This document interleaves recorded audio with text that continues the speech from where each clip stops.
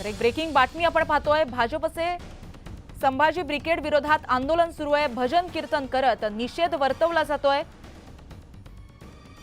त्या भाजपचं संभाजी ब्रिगेड विरोधात आंदोलन सुरू आहे। याबाबत आपण अपडेट जाणून घेतोय आमचे प्रतिनिधी सिद्धार्थ गोदाम यांच्याकडून। सिद्धार्थ, आंदोलन सुरू आहे, आंदोलनस्थळी सध्या काय वातावरण आहे?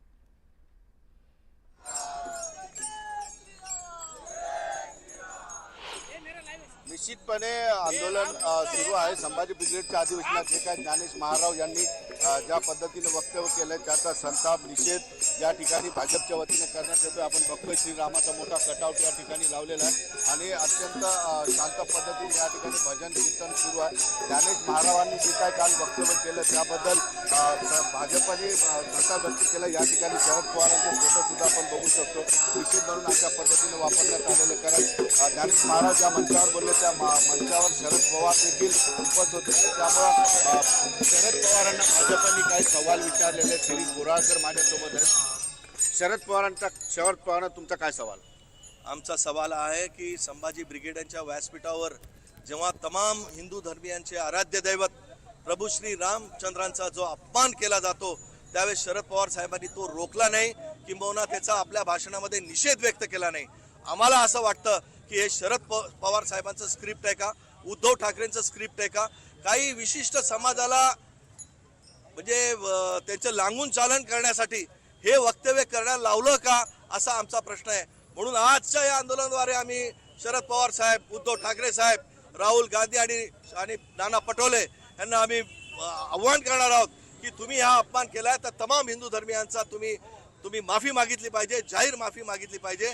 या गोष्टीसाठी आज आम्ही इथे जमलेलो आहोत आणि शरद पवार साहेबांना हे सांगू इच्छितो की तमाम आपल्या पक्षाचे नेते दरवेळेस हिंदू समाजाच्या देवदेवतांचे अपमान करतात। हे हिंदू समाज कधीही सहन करणार नाही। निश्चितपणे बघतो आपण ऐकली या ठिकाणी भाजपची या ठिकाणी मागणी अशी आहे की ज्या मंचावर ज्ञानेश महाराव यांनी काल वादग्रस्त वक्तव्य केल्याचा आरोप भाजपने केला त्या मंचावर शरद पवार होते, त्यांना अटकाव केला नाही। त्यामुळे शरद पवारांच्याही विरोधात महाविकास आघाडीच्या नेत्यांच्या विरोधात हे आंदोलन। जी नक्कीच अपडेट घेत राहू। तत्पूर्वी धन्यवाद तुम्ही दिलेल्या माहितीसाठी। पुढे सुद्धा ब्रेकिंग बातमी येते। संभाजी ब्रिगेडच्या अधिवेशनामध्ये हिंदू देवतांविरोधात जे वादग्रस्त विधान केलं ते ज्ञानेश महाराव यांच्यासोबत व्यासपीठावर शरद पवार सुद्धा होते आणि शरद पवारांनी त्यांच्या विधानाला प्रत्यक्षपणे पाठिंबा दिला असा आरोप करत आज भाजपच्या आध्यात्मिक आघाडीकडून शरद पवार यांचा निषेध करण्यासाठी आंदोलन केलं जात आहे। भाजप पदाधिकारी साधू महंत यांच्या उपस्थितीत नाशिकच्या काळाराम मंदिरासमोर हे आंदोलन केलं जात आहे। तर याबाबत आपण अपडेट जाणून घेतोय आमचे प्रतिनिधी लक्ष्मण यांच्याकडून। लक्ष्मण, नाशिकमध्ये कशा प्रकारे या वातावरणात आंदोलनाचं वातावरण निर्माण झालंय, कसा प्रतिसाद मिळतोय?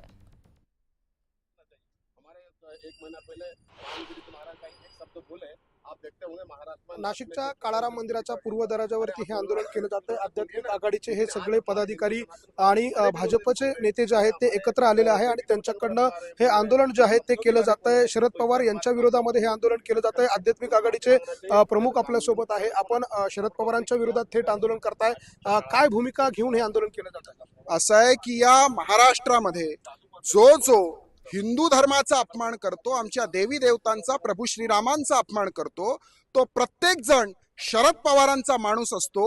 ज्याप्रमाणे आतंकवादाला पाकिस्तान पोचतो त्याच प्रमाणात शरद पवार हे सुद्धा हिंदू विरोधी व्यक्तींना आणि विचारांना पोसत असतात। या देशाला जसा ISIS PFI सारख्या दहशतवादी संघटनांकडनं धोका आहे तितकाच धोका शरद पवारांकडनं सुद्धा आहे, कारण ते हिंदू विरोधी आहेत आणि हिंदू विरोधी विचारांना ते पूर्ण ताकदीनिशी पाठबळ देतात। म्हणून आजच्या आंदोलनाच्या माध्यमातून शरद पवारांना उघडं पाडण्यासाठी आणि त्यांचा निषेध करण्यासाठी हे राज्यभर आज आंदोलन होतं। गार्गी, काही साधू महंत देखील या आंदोलनामध्ये आहे। महाराज जी, आप भी इस आंदोलन में हो, क्या मांग है आपकी, किस मांग को लेकर आप ये आंदोलन में आए? मांग ये है जो ज्ञानेश अहिराव जी हमारे महापुरुष संतों के बारे में और हमारे आराध्य देव राम जी के बारे में अपशब्द किए, वो तो पहले हम उसकी निंदा करते हैं। ऐसे महाराष्ट्र में जो गणपति बैठे हुए स्थिति के समय पर ऐसे अपशब्द बोलना और सनातन हिंदू के शब्द के बारे में बोलना ये बिल्कुल गलत है। तो मैं ये चाहता हूँ जे भाई ऐसे जो शब्द है। तर संभाजी ब्रिगेड विरोधात आंदोलन मोठ्या प्रमाणात होत आहे। आपण ही नाशिकमधली दृश्य पाहतोय। नाशिकच्या काळाराम मंदिरासमोर निदर्शनं केली जात आहेत। त्यांच्या या वक्तव्याचा निषेध केला जातोय, शरद पवारांचा निषेध केला जातोय। नाशिकमध्ये भाजप आक्रमक झाल्याची जी स्थिती आहे ती आपण पाहू शकतोय।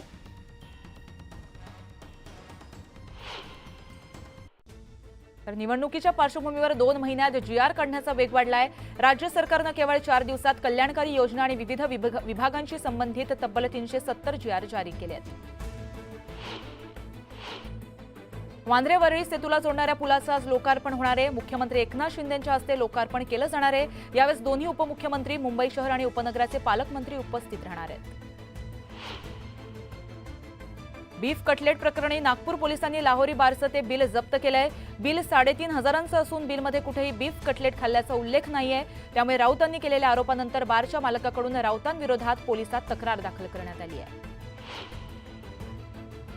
वंदना चांदेकर यांच्या हत्ये प्रकरणाची व्याप्ती वाढली आहे। फरार आरोपी सागर पवार याला अटक करण्यात आली आहे, तर साहिल दळवी या तरुणाला पोलिसांनी अटक केली आहे। आतापर्यंत या हत्ये प्रकरणामध्ये 21 आरोपींना अटक करण्यात आली आहे।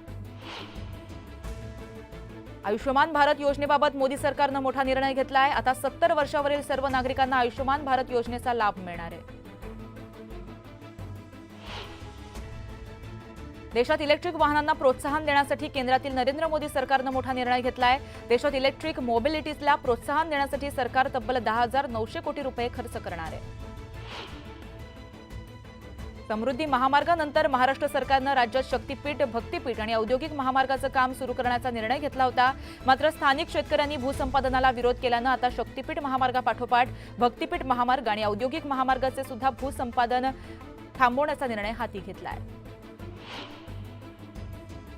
मनमाडसह नाशिक जिल्ह्यातील बहुतांश बाजार समित्यात मेथी आणि कोथिंबिरीच्या दरामध्ये मोठी वाढ झाली आहे। मेथीच्या एका जोडीला 75 ते 80 रुपये भाव मिळतोय, तर किरकोळ बाजारामध्ये मेथीनं 100 गाठली आहे, तर कोथिंबिरीच्या एका जोडीला 35 ते 40 रुपये मोजावे लागतात। गौरी गणपती सणाच्या पार्श्वभूमीवर दादरमधील फुल बाजारामध्ये फुलांची मोठ्या प्रमाणात आवक असून दर चढेच आहेत। फुलांच्या दरांमध्ये 50 ते 60% वाढ झाल्यानं ग्राहकांच्या खिशाला मात्र झळा बसतायत। श्रावणापासून गौरी गणपतीचा सण उत्सवाच्या काळामध्ये दरवर्षी विड्याच्या पानाच्या दरामध्ये तेजी दिसून येते, पण यंदा अति पावसामुळे उत्पादनामध्ये 40% घट झाली आहे। आवक कमी आणि मागणी जास्त अशा स्थितीमुळे सध्या दर हा 1,400 ते 1,500 रुपयांवर गेला आहे।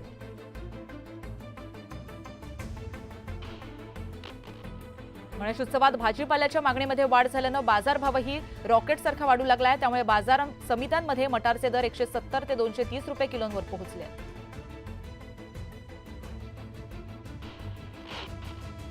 पोखर्डी येथील युवा प्रयोगशील शेतकऱ्याच्या डाळिंबाला पुणे बाजार समितीच्या लिलावामध्ये प्रति किलो 501 रुपयांचा भाव मिळालाय। यंदाच्या डाळिंबाच्या हंगामातील हा सर्वोच्च भाव ठरतोय।